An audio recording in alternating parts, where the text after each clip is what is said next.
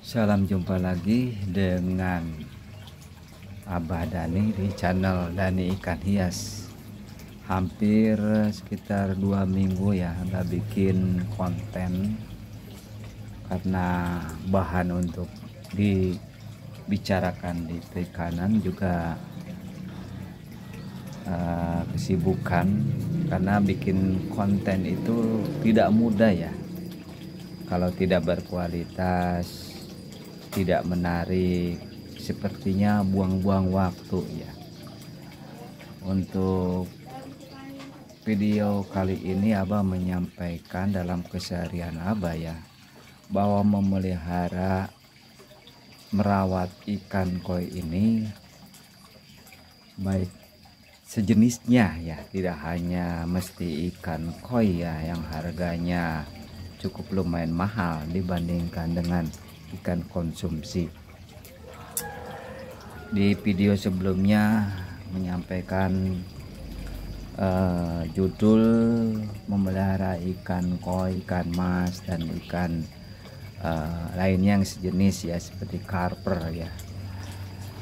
Cuman ini lebih menitik beratkan kepada terapi ya, terapi bahwa kita merawat ikan koi atau sejenisnya itu menjadikan shock terapi ya. Kalau kita dalam keseharian sibuk ya, dalam bekerja, atau kita ada suatu permasalahan yang bikin sumpek ya di pikiran kita, dengan kita memelihara ikan koi di kolam taman kita ya, ada halaman dikit ya, kita bikin kolam kecil-kecilan ya.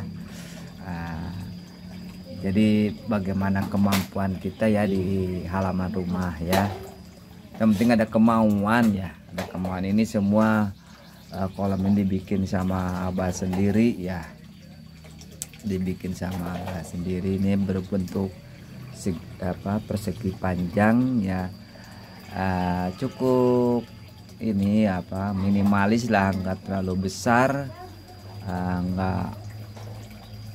nggak terlalu kecil juga ya, cukup lah untuk menampung ikan koi sebanyak 50 ekor juga bisa ya, kalau ukuran kisaran 20 cm ya. Kalau yang ukuran 25 atau 30 up ya dikurangin saja ya. Ini lumayan ketinggiannya ya, ketinggian ke permukaan kisaran sekitar 60 cm ya, 60 cm, nggak nyampe 1 meter, karena pertimbangannya itu takut ada anak yang jatuh nggak bisa ketolong begitu. Jadi apa sih ininya, keistimewaan kita memelihara ikan koi atau ikan mas? Karena untuk ikan karper, ikan koi ini dan ikan mas ini nggak ribet ya, nggak seperti ikan predator ya. Kalau ikan predator harus ada pakan hidup ya. Kalau ikan koi ini cukup pakan pabrik ya, praktis, sudah ada yang udah dijual ya di toko-toko penyedia pakan ya. Mau ukurannya mau berbagai macam ukuran sesuai kemampuan ya, mau 1 kilo, mau 1 karung dan sebagainya ya. Itu bagaimana kemampuan, mau yang biasa yang proteinnya agak tinggi, untuk pewarnain ininya, sisiknya, macam-macam ya. Untuk perawatan ikan koi ini sesuaikan aja dengan kebutuhan. Kalau Abah ini cukuplah untuk pakannya ini yang berprotein tinggi, tapi bukan untuk warna ya, cukup ya. 1 kilo hanya 15.000 ya, cukup. Ini juga 1 kilo juga awet ya, 1 minggu juga ya, paling 1 minggu ya habis ya. begitu. Kita coba kasih pakan ya, kasih pakannya, karena ini merupakan satu keseruan, suatu bukti apa keuntungan memelihara atau merawat ikan koi atau ikan mas ya. Tadi bicarakan yaitu ikan koi itu keuntungannya itu di pemberian perawatan ikan mas itu mudah ya, nggak ribet ya. Yang penting ada filterisasi ya. Nah, filterisasi agar air tetap terpelihara intinya ya, maksimalnya bisa jernih ya. Ini lagi tuh dikasih pakan pelet ya. Bagusnya tuh dikasihnya dikit-dikit aja ya, biar apa namanya itu, apalagi kalau suhu panas seperti ini ya, nafsu kalau makannya. Oh ya. Nah, walaupun ini ikannya nggak berkualitas ya, ikan koi dan ikan ditambah ikan mas, tapi cukup ya untuk shock terapi. Itu yang pertama keuntungannya. Yang kedua yaitu ikan ini jinak ya. Kalau kita sering kasih makan dikit-dikit ya, jinak. Kalau awalan ya stres ya. Kalau udah ini kasih kita pakan tuh nggak takut lagi sama manusia ya. Hingga disinilah keistimewaannya bahwa memelihara ikan koi atau ikan mas ini bikin hati kita ini tenang ya. Kita suntuk ya, keluar dulu ya dari rumah atau di tempat kerja, apalagi tempat kerja ada memelihara kolam ikan ya. Itu keistimewaannya ya, yaitu jinak. Ketiganya, ikan koi ini untuk obat shock terapi yang dikatakan Abah sebelumnya, itu shock terapi ya, shock terapi. Karena dengan melihat berenangnya ikan koi, dengan melihat air, nah, apalagi airnya jernih gitu kan, terus lagi makan apalagi jinak, itu merupakan shock terapi kesehatan ya, terutama pikiran ya, pikiran, jantung ya. Nah, ini sangat penting sekali ya, karena untuk ikan koi ini kan bisa dilihat top ya, dari atas top. Beda dengan kita di akuarium, nih sifatnya horizontal, dilihat di akuarium tuh. Kalau ini kan kita lihat dari atas, makanya pemilihan ikan koi itu akan memilih warna-warna yang sangat mencolok, juga alur ya, alur garis-garis atau batikannya ini akan diselektif ya. Makin bagus warna, makin batikannya makin bagus, makin mahal juga.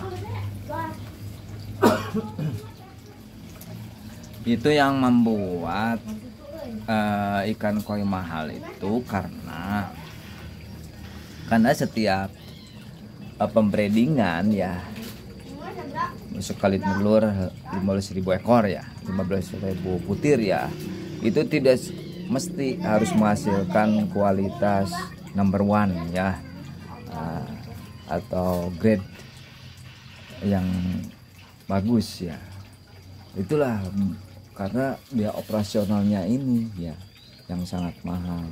Bagi pemula perlu dipahami ya, karena dalam pembreedingan itu sangat sulit ya, sangat sulit sekali ya dalam memilah atau menyeleksi atau menghasilkan koi yang berkualitas. Makanya ada istilah grade 1, grade 2, grade 3. Grade 3 juga dipecah kembali ya.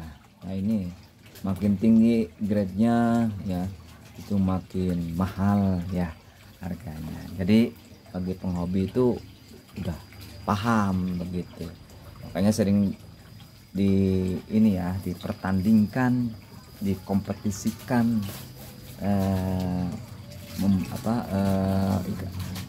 kompetisi penampilan ikan koi ya, karena di sana akan melihat kualitas ikan koinya ini, perawatan ikan koinya itu bagaimana, sejauh mana kualitas dari ikan tersebut ya gitu. Ya intinya bagi penghobi itu memelihara ikan koi itu sangat menyenangkan ya, dan sangat mudah ya. Kenapa kok banyak kematian ya, banyak ada kasus kematian dalam memelihara ikan koi, yaitu karena yang awam tuh belum tahu bagaimana cara penanganan secara bertahap ya, dari mulai pembelian, bagaimana ikan koi itu sehat atau tidak, sudah dikarantina atau tidak di tempat penjualan begitu. Karena kan ikan koi ini berasal dari berbagai macam daerah, dari suhu panas, suhu dingin dan sebagainya. Terus airnya juga ya, airnya juga akan beradaptasi dengan lingkungan kolam kita. Oleh karena itu tip pertama kita biar ikan tidak mati ya, memaksimalkan mungkin kita beli ikan koi di toko ikan hias itu yang sudah dikarantina ya seminggu itu makin bagus ya, karena adaptasi ikan tersebut di tempat daerah Anda berada gitu. Terus kalau ini kesiapan kolam juga ya, kolam juga harus sudah natural ya, seperti Abah ini kan udah natural ya, untuk ikan koinya ini sudah natural, udah berlumut ya, sudah berlumut ini di kanan kiri bawah tuh, jadi sudah natural. Pemberian pakan juga harus diperhatikan ya, jangan asal ya, kalau untuk kesehatan dan keindahan juga ya. Kalau terlalu banyak ya akhirnya banyak pakan yang tersisa. Oke, terus kolam juga harus dilengkapi dengan sirkulasi ya, seperti punya apa juga ini ada sirkulasinya ya, sirkulasinya juga ada. Nah, ini filternisasi sangat sederhana ya, untuk filternisasi juga cuma dua petak ya gitu. Petak pertama ya itu untuk kapas ya, nah ini untuk jaring ya, masuk kolam dari induk kolam ke sini ya, ke sini ya, ke sini, dan ini kolam kotak yang kedua untuk ini ya, untuk air bersihnya gitu. Jadi sangat penting sekali untuk filternisasi ya. Nah itu pemberian pakan harus udara suhunya hangat ya, jadi lahap untuk makannya gitu. Abah nih melihara itu ikan koi, ikan mas ya, ikan komet ya, nggak mesti ikan koi ya, karena ini berfungsi ya. Kalau ikan masnya kita bisa dimakan begitu, terus ikan koi kometnya ini bisa untuk shock terapi ya. Terus ikan mas juga ada yang warna kuning ya, bisa untuk dirawat ya, dirawat. Demikian, mudah-mudahan video dari Abah ini bermanfaat ya, sebagai informasi bahwa memelihara ikan koi, ikan mas itu sangat bermanfaat sekali ya, untuk sekadar hobi, juga shock terapi ya, dari kepenatan, kesibukan dengan melihat ikan koi di kolam taman kita akan merasa happy kembali dan fresh kembali. Demikian, jangan lupa like and subscribe yang baru merapat. Kita berjumpa lagi di video selanjutnya.